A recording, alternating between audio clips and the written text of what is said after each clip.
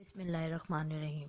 السلام علیکم، آپ دیکھ رہے ہیں info.com۔ آپ سب سے گزارش ہے کہ حدیث اور ویلڈ معلومات کے لیے میرے چینل کو لائک کریں، سبسکرائب کریں اور کمنٹ سیکشن میں ضرور بتائیں ویڈیوز کیسی لگ رہی ہیں۔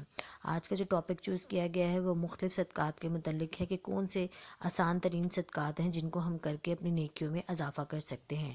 تو چلتے ہیں نمبر 1 صدقے کی طرف، جو کہ بخاری کی حدیث میں ہے، ہر بھلی بات صدقہ ہے۔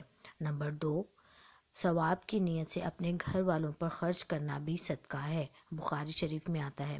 نمبر 3، بہرے سے تیز آواز میں بات کرنا بھی صدقہ ہے۔ نمبر 4، نماز کے لیے چل کر جانے والا ہر قدم صدقہ ہے۔ نمبر 5، اپنے بیٹے، بیوی، خادم کو کھانا کھلانا بھی صدقہ ہے۔ نمبر 6، سبحان اللہ کہنا بھی صدقہ ہے، سبحان اللہ۔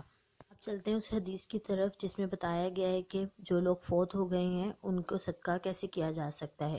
حضرت عائشہ رضی اللہ عنہا سے صحیح بخاری میں روایت ہے کہ ایک شخص نے نبی کریم صلی اللہ علیہ وسلم سے عرض کیا کہ یا رسول اللہ صلی اللہ علیہ وآلہ وسلم، میری والدہ کا اچانک انتقال ہو گیا ہے، انہیں اگر بات کا علم ہوتا یا موقع ملتا تو وہ ضرور صدقے کی وصیت کرتی، کیا میں ان کی طرف سے صدقہ کر سکتا ہوں؟ آپ صلی اللہ علیہ وآلہ وسلم نے فرمایا، ہاں ضرور کر سکتے ہو، سبحان اللہ۔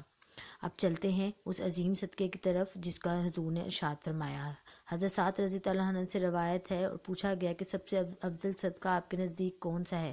حضور نے ارشاد فرمایا، پانی پلانا۔ سبحان اللہ، کتنی چھوٹی باتیں ہیں جنہیں ہم اگر اپنی ڈیلی زندگی میں اپلائی کریں تو یقیناً ہم بہت زیادہ ثواب حاصل کر سکتے ہیں۔